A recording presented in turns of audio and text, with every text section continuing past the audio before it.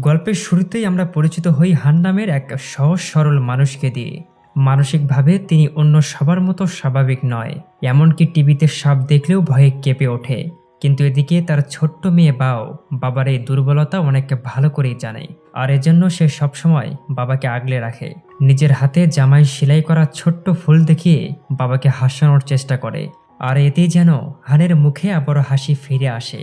বাবা মেয়ের এই সুন্দর সম্পর্ক শুরু থেকেই দর্শকদের মন ছুঁয়ে যায়। এদিকে আবার হঠাৎ করেই ভাইয়ের মনে পড়ে যায় স্কুলে যেতে তার দেরি হয়ে যাচ্ছে। এজন্য হান দ্রুত তাকে স্কুলে পৌঁছে দেয় এবং এরপর প্রতিদিনের মতো নিজের কাজ করতে শুরু করে। সে অনেক মানুষের বাড়ি বাড়ি গ্যাস সিলিন্ডার পৌঁছে দিয়ে নিজেদের সংসার চালায়। ডেলিভারির সময় সে একটি রেস্টুরেন্টে যায়। রেস্টুরেন্টের মালিক কুকি সবসময় দোকানটাকে সুন্দর করে সাজিয়ে রাখে যাতে বেশি কাস্টমার এখানে আসে। কিন্তু ঠিক তখনই হানের চোখে একটি সাপ পড়ে, আর সাপ দেখা মাত্রই সে ভয়ে চিৎকার করে ওঠে। তার এমন আচরণে কাস্টমাররা বিরক্ত হতে পারে ভেবে কুকি কিছু না বুঝেই তাকে সেখান থেকে বের করে দেয়। আর এর পরের দিনের কাজ শেষ করে হানের আরেকটি অভ্যাস ছিল, সে প্রতিদিন বড় মেয়ে সিসির স্কুলে গিয়ে একবার দেখা করত। কিন্তু ছোট মেয়ে বাও যেখানে বাবাকে নিঃশর্তভাবে ভালোবাসে, বড় মেয়ে সিসি ঠিক তার উল্টো। বাবার মানসিক অবস্থার কারণে সে সবসময় লজ্জা পেত, এমনকি বন্ধুদের সামনে হানকে নিজের বাবা বলতেও অস্বীকার করে। এই ঘটনায় হান কিছু না বললেও ভেতরে ভেতরে অনেক কষ্ট পায়। এদিকে ক্লাসে গিয়েও সিসির দিনটা ভালো যায় না। কয়েকজন দুষ্ট ছেলে তার সঙ্গে বাজে মজা করলে তাদের সঙ্গে ঝগড়া শুরু হয়ে যায় তার। আর ঠিক সেই মুহূর্তেই পুরো স্কুল যেন কেঁপে ওঠে। একটি বিশাল অজগরের মতো দানবীয় সাপ স্কুলে ঢুকে পড়েছিল। কয়েক সেকেন্ডের মধ্যেই চারদিকে আতঙ্ক ছড়িয়ে পড়ে। কেউ বুঝে ওঠার আগেই সবাই প্রাণ বাঁচাতে ছোটাছুটি শুরু করে দেয়। অন্যদিকে বাড়ি ফেরার পথে হানোর শহরের রাস্তায় অদ্ভুত বিশৃঙ্খলা দেখতে পাচ্ছিল। রাস্তা ফেটে বিশাল বিশাল সাপ বেরিয়ে এসে মানুষকে আক্রমণ করছে। চারদিকে শুধু চিৎকার আর মৃত্যু। এখানে হান এক মুহূর্তেই বুঝতে পারে তার দুই মেয়ে ভয়ঙ্কর বিপদে রয়েছে। নিজের জীবনের কথা না ভেবে সে উল্টো দৌড়ে আবার স্কুলের দিকে ছুটে যায়। আর ঠিক সেই সময়ে পৌঁছে সে সিসির প্রাণ বাঁচিয়ে ফেলে। কিন্তু বিপদ তখনও যেন শেষ হয়নি। এদিকে আবার ছোট্ট বাও একটি বিশাল সাপের সামনে পড়ে গিয়েছিল।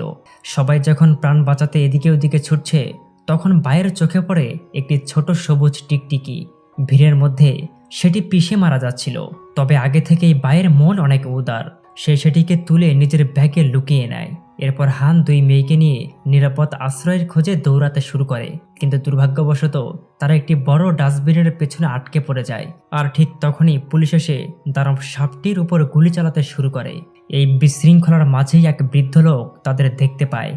তিনি দ্রুত হান ও তার দুই মেয়েকে নিয়ে একটি পরিত্যক্ত ভবনের ভেতরে আশ্রয় নেয়। যেখানে গিয়ে তারা দেখতে পায় শুধু এখানে তারাই নয়, রেস্টুরেন্টের মালিক কুকি এবং আরও কয়েকজন স্থানীয় মানুষ প্রাণ বাঁচাতে সেখানে লুকিয়ে আছে। খানিকক্ষণের জন্য সবাই স্বস্তির নিঃশ্বাস ফেললেও বাহিরের মৃত্যুর তাণ্ডব তখনও থামেনি। এদিকে বাও নিজের ব্যাগ থেকে ছোট্ট সবুজ টিকটিকিটাকে বের করে তাকে পানি খাওয়ায়। আর ঠিক তখনই সরকারি লাউড স্পিকারে জরুরি ঘোষণা ভেসে আসে। ঘোষণায় জানানো হয় ল্যানসান কোম্পানির একটি গবেষণাগারে ভয়াবহ দুর্ঘটনার কারণে পুরো দ্বীপে জৈব বিপর্যয় ছড়িয়ে পড়েছে। পরীক্ষাগারের সাপগুলো মিউটেন্ট হয়ে বিশাল ও অত্যন্ত হিংস্র প্রাণীতে পরিণত হয়ে গেছে। এর জন্য সবাইকে যত দ্রুত সম্ভব দ্বীপ ছেড়ে চলে যেতে বলা হয়। কিন্তু বাস্তবতা ছিল আরো ভয়ঙ্কর। এই ঘটনার পেছনে ছিল ল্যানসান কোম্পানির মালিক পল। আর এটি কোনো দুর্ঘটনা নয়, বরং তার সাজানো পরিকল্পনা। সে ইচ্ছে করেই পুরো দ্বীপে এই বিপর্যয় সৃষ্টি করেছে যাতে সাধারণ মানুষ ভয়ে এলাকা ছেড়ে পালিয়ে যায়। তার লক্ষ্য ছিল এই পুরো দ্বীপটিকে একটি বিশাল অ্যানাকোন্ডা আইল্যান্ডে পরিণত করা এবং বিদেশি বিনিয়োগকারীদের কাছ থেকে কোটি কোটি টাকা আয় করা। আরও ভয়ঙ্কর বিষয় হলো পলের কাছে একটি বিশেষ রেডিও ট্রান্সমিটারও ছিল, আর সেই যন্ত্রের নির্দিষ্ট ফ্রিকোয়েন্সির মাধ্যমে সেই দানব সাপগুলোর আচরণ নিয়ন্ত্রণ করত। এর মানে হলো পুরো ধ্বংসযজ্ঞের পেছনে একমাত্র পরিচালক ছিল সে নিজেই। এদিকে হান ও বাকিরা নিরাপদ জায়গা ছেড়ে পালানোর চেষ্টা করতেই আবারও বিশাল সাপগুলো তাদের ঘিরে ফেলে।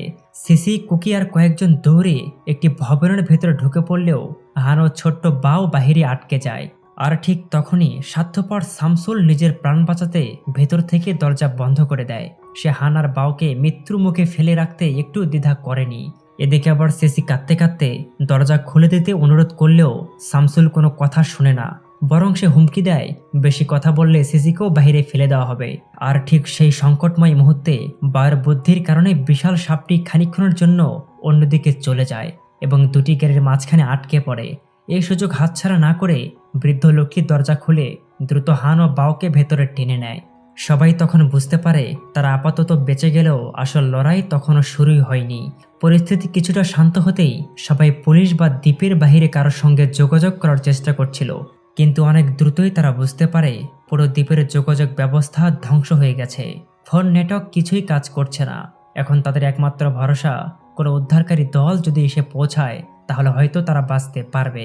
আর ঠিক তখনই বাইরে হেলিকপ্টারের শব্দ শোনা যায়। সবাই ছুটে ছাদে উঠে দেখে একটি রেস্কিউ হেলিকপ্টার তাদের বিল্ডিংয়ের উপর দিয়ে উড়ে যাচ্ছে। দাদাজি নামের একজন সঙ্গে থাকা একটি ফ্লেয়ার গান আকাশে ছুঁড়ে সংকেত দেয়। তবে হেলিকপ্টারের ক্রুরা তাদের দেখতে পেলেও ঠিক সেই মুহূর্তে নিচ থেকে এক বিশাল সাপ লাফিয়ে উঠে হেলিকপ্টারটিকে আক্রমণ করে। আর কয়েক সেকেন্ডের মধ্যেই হেলিকপ্টারটি বিস্ফোরিত হয়ে মাটিতে আছড়ে পড়ে এবং সেই সাথে তাদের চোখের সামনেই তাদের শেষ আশাটুকু যেন ভেঙে চুরমার হয়ে যায়। সবাই আতঙ্কিত হয়ে ওঠে। হান বুঝতে পারে আর অপেক্ষা করলে সবাই মারা যাবে। এর জন্য নিজের জীবন বাজি রেখে সে জ্বলন্ত ফ্লেয়ার হাতে নিয়ে সাপটার দৃষ্টি নিজের দিকে টেনে নেয়। এরপর দড়ি বয়ে নিচে নেমে সাপটিকে অন্যদিকে নিয়ে যাওয়ার চেষ্টা করে। এদিকে দাদাজি সবাইকে নিয়ে একটি গাড়িতে উঠে পড়েন, কিন্তু স্বার্থপর শামসুল আবারও নিজের আসল রূপ দেখিয়ে দেয়। সে এখানে তাকে বলছিল গাড়ি চালিয়ে যান, হানকে ফেলে দিন, কিন্তু দাদাজি মানুষ হিসেবে অনেক বড় ছিলেন। তিনি ইচ্ছে করেই গাড়ির গতি কমিয়ে দেয়। সেই সুযোগে হান দৌড়ে এসে গাড়িতে উঠে পড়ে। তবে তখনও বিপদ যেন তাদের পিছু ছাড়েনি। খানিকটা দূরে যেতেই গাড়ির তেল শেষ হয়ে যায়। তখন দূরে তাদের চোখে পড়ে একটি রেল স্টেশন। আর কোনো উপায় না দেখে সবাই দৌড়ে স্টেশনের দিকে চলে যায়। অন্যদিকে পল আবারও তার রেডিও ট্রান্সমিটার চালু করে দেয়, যার ফলে চারপাশের সব দানব সাপ যেন নতুন করে আরো হিংস্র হয়ে ওঠে। স্টেশনে পৌঁছে তারা একটি ট্রেন খুঁজে পায়। তখন জানা যায় দাদাজি আগে একজন লোকোমোটিভ চালক ছিলেন, এজন্য তিনি দ্রুত ট্রেন চালু করার চেষ্টা শুরু করে। এদিকে বাকিরা নিশ্চিত হয়ে ট্রেনের প্রতিটা বগি তল্লাশি করতে থাকে। প্রথম দিকে তারা ভেবেছিল ভেতরে হয়তো সাপ লুকিয়ে আছে, কিন্তু পরে দেখতে পায় সেখানে আরো কয়েকজন আতঙ্কিত মানুষ লুকিয়ে ছিল। সবাই বুঝতে পারে এখন একসঙ্গে থাকাই বাঁচার একমাত্র উপায়। আর শেষ পর্যন্ত ট্রেন চালু হলে দাদাজি সেটিকে বন্দরের দিকে ছুটিয়ে দেয়।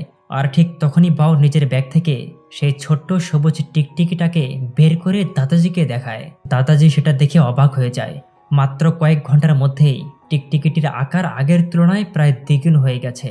এর মধ্যেই বাও দাদাজিকে জিজ্ঞেস করে, আপনি আমাদের এত ভালোবাসছেন কেন? তার এমন প্রশ্ন শুনে দাদাজির চোখ ভিজে যায়। তিনি জানিয়ে দেয় একসময় তারও বায়ের মতো একটি ছোট্ট নাতনি ছিল, কিন্তু এক দুর্ঘটনায় সে মারা যায়। এজন্য বাওকে দেখলেই তার নিজের নাতনির কথা তার মনে পড়ে। সেই কারণেই তিনি বাওকে নিজের নাতনির মতোই ভালোবাসতে শুরু করেছিলেন। ঠিক তখনই ট্রেনের পেছনের বগিতে হঠাৎ শব্দ হয়। সবাই সেখানে গিয়ে এক রহস্যময় লোককে ধরে ফেলে, যার মুখে ছিল একটি বিশেষ সুরক্ষা মাস্ক। লোকটির নাম হলো সাকি। জিজ্ঞাসাবাদে সে স্বীকার করে সে ল্যানসান কোম্পানির গবেষণাগারের একজন বিজ্ঞানী। আর সে এমন এক পরীক্ষামূলক প্রাণীকে খুঁজছিল যেটি দুর্ঘটনার সময় ল্যাব থেকে পালিয়ে যায়। আর খানিকক্ষণ পরেই সে বায়ের ব্যাগে থাকা সবুজ টিকটিকিটিকে দেখে আতঙ্কিত হয়ে ওঠে, কারণ সেটি ছিল তার সেই পরীক্ষার শেষ জীবন্ত নমুনা। সাকি তাদের জানায় এই প্রাণীটি ধীরে ধীরে মিউট্যান্ট হচ্ছে। এখনই একে মেরে না ফেললে অল্প সময়ের মধ্যেই এটি বিশাল এক দানবে পরিণত হবে, ঠিক ওই সাপগুলোর মতো। এই কথা শুনে বাও ভেঙে পড়ে। সে কিছুতেই নিজের ছোট্ট বন্ধুটিকে মারতে দিতে রাজি নয়। এদিকে আবার হানও মেয়ের পক্ষ নেয়। সে বিশ্বাস করত প্রাণীটি এখনো কারো কোনো ক্ষতি করেনি। এই নিয়ে সাকি, হান এবং অন্যদের মধ্যে তীব্র তর্ক শুরু হয়ে যায়। ঠিক তখনই নতুন আরেক বিপদ এসে হাজির হয়। একটি বিশাল দানব সাপ ট্রেনে ঢুকে পড়েছিল। ভয়ে সাকি এবং কয়েকজন যাত্রী নিজেদের বাঁচাতে হান, সিসি ও বাওকে পেছনের বগিতে আটকে রেখে দরজা বন্ধ করে দেয়। আর মুহূর্তের মধ্যে হান এবং তার দুই মেয়ে মৃত্যুর মুখোমুখি পড়ে যায়। কিন্তু দাদাজি যখন এই বিশ্বাসঘাতকতার কথা জানতে পারে তখন তিনি প্রচণ্ড রেগে যায়। তিনি জোর করে দরজা খুলে দেন এবং জ্বলন্ত মশাল হাতে নিয়ে সেই বিশাল সাপের সামনে দাঁড়িয়ে পড়ে। আগুন দেখে সাপটি কিছুটা পিছিয়ে যায়, কিন্তু ঠিক সেই সময় পল আবারও তার রেডিও ট্রান্সমিটার চালু করে এবং প্রচণ্ড ফ্রিকোয়েন্সির প্রভাবে শুধু সাপগুলোই নয়, বায়ের ছোট্ট টিকটিকিটিও হঠাৎ অস্বাভাবিকভাবে বদলাতে শুরু করে। কয়েক মুহূর্তের মধ্যেই সেটি আগের চেয়ে অনেক বড় এক মিউট্যান্ট প্রাণীতে পরিণত হয়। তবে আশ্চর্যের বিষয় হলো এত বড় হওয়ার পরেও সে শুধুমাত্র বায়ের কথাই শুনছিল। কিন্তু এদিকে আবার দাদাজি বুঝতে পারে এখন ট্রেনে আর এক মুহূর্তও থাকা নিরাপদ নয়। তাদের সামনে তাদের জন্য অপেক্ষা করছিল আরো ভয়ঙ্কর এক নতুন বিপদ। ট্রেনের ভিতরে একের পর এক দানব সাপ উঠে আসতে থাকলে দাদাজি বুঝতে পারে আর সবাইকে একসঙ্গে বাঁচানো সম্ভব নয়। এজন্য তিনি হান, কুকি আর দুই বোনকে ট্রেনের ছাদে উঠে যেতে বলে আর নিজে থেকে সাপগুলোর দৃষ্টি নিজের দিকে টেনে নেয়। এখানে তিনি নিজের জীবনের কথা একবারও ভাবেনি, কারণ তার কাছে বাও ছিল নিজের হারিয়ে যাওয়া নাতনির মতো। এজন্য শেষ মুহূর্ত পর্যন্ত তিনি শুধু বাচ্চাগুলোর নিরাপত্তার কথাই ভাবছিল। এদিকে আবার পল খবর পায় যে পরীক্ষাগারের সেই টিকটিকিটাও এখন মিউট্যান্ট হয়ে বিশাল প্রাণীতে পরিণত হয়েছে এবং সেটা আর তার নিয়ন্ত্রণে নেই। তখন সে নিজের অপরাধের সব প্রমাণ মুছে ফেলার জন্য আরো ভয়ঙ্কর সিদ্ধান্ত নেয়। সে তাদের নির্দেশ দেয় প্রয়োজন হলে পুরো দ্বীপটাই ধ্বংস করে দিতে হবে, যাতে করে তার অপরাধের কোনো প্রমাণ জীবিত না থাকে। অন্যদিকে আবার ট্রেনের ছাদ থেকে নিরাপদে নেমে আসার পর সাকি সবাইকে জানায় ল্যাবরেটরিতে এখনো জরুরি যোগাযোগের ব্যবস্থা থাকতে পারে। যদি তারা কোনোভাবে সেখানে পৌঁছায় তাহলে বাইরের পৃথিবীর সঙ্গে যোগাযোগ করে উদ্ধারকারী দল ডাকা সম্ভব। কোনো উপায় না দেখে সবাই ল্যাবের দিকে রওনা দেয়, কিন্তু মাঝপথে তাদের সামনে হাজির হয় আগের সব সাপের চেয়েও বিশাল এক নতুন দানব। এখানে সাপটির আকার এতটাই বড় ছিল যে তার সামনে দাঁড়িয়ে সবাই একেবারে অসহায় হয়ে পড়ে। হান বুঝতে পারে এবার কাউকে না কাউকে নিজের জীবন উৎসর্গ করতেই হবে। সে নিজের দুই মেয়ের দিকে শেষবারের মতো তাকায়, তারপর কুকির হাতে তাদের দায়িত্ব তুলে দিয়ে একাই সেই দানব সাপের সামনে এগিয়ে যায়।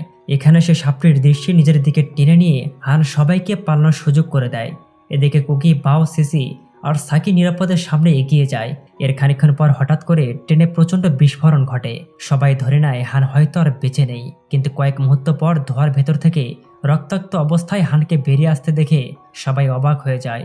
এই দৃশ্য দেখে সিসির চোখে পানি চলে আসে। যে বাবাকে সে এতদিন লজ্জার কারণ মনে করত, সে মানুষটা নিজের জীবন বাজি রেখে বারবার তাদের বাঁচিয়ে যাচ্ছে। আর শেষ পর্যন্ত তার সব অহংকার যেন এক মুহূর্তেই ভেঙে যায়। সে ছুটে গিয়ে বাবাকে শক্ত করে জড়িয়ে ধরে কান্নায় ভেঙে পড়ে। হানও প্রথমবারের মতো বড় মেয়ের ভালোবাসা অনুভব করতে পারে। এরপর সবাই মিলে গবেষণাগারে পৌঁছে যায়। ল্যাবের ভেতরে ঢুকেই তারা ভয়ঙ্কর দৃশ্য দেখতে পাচ্ছিল। চারদিকে রক্ত, ভাঙা যন্ত্রপাতি আর বিজ্ঞানীদের মরদেহ ছড়িয়ে আছে। বোঝাই যাচ্ছিল এখান থেকেই পুরো বিপর্যয় শুরু হয়েছে। সবাই আলাদা হয়ে টেলিফোন বা যোগাযোগের কোনো ব্যবস্থা খুঁজতে শুরু করে। এদিকে হান ঘুরতে ঘুরতে একটি গবেষণা কক্ষে ঢুকে পড়েছিল, যেখানে সে একটি রহস্যময় ইনজেকশন খুঁজে পায়। হান জানত না এটি আসলে কি, তবুও অজানা কারণে সে ইনজেকশনটি নিজের সাথে রেখে দেয়। ঠিক তখনই পল তার সশস্ত্র লোকজন নিয়ে পুরো ল্যাব ঘিরে ফেলে। তাদের আটকে রাখার জন্য হান আর কুকির সামনে চলে আসে, আর সিসি ও বাও টেলিফোন খুঁজতে অন্যদিকে চলে যায়।